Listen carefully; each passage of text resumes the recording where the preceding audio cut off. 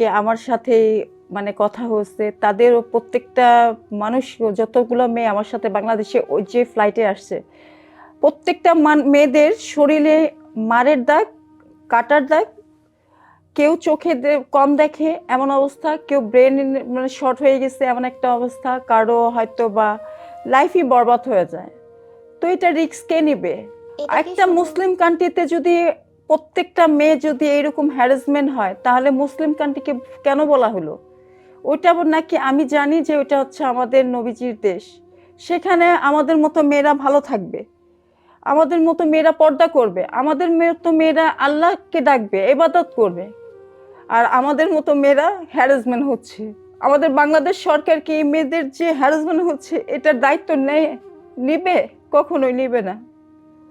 তাহলে আমি এটাই বলবো যে একজন মুসলিম কান্ট্রি, যদি আমাদের দেশটা মুসলিম কান্ট্রি, ওটাও মুসলিম কান্ট্রি, কিন্তু আমি এটাই বলবো যে কোনো মেয়ে হাউসে যাতে না যায়,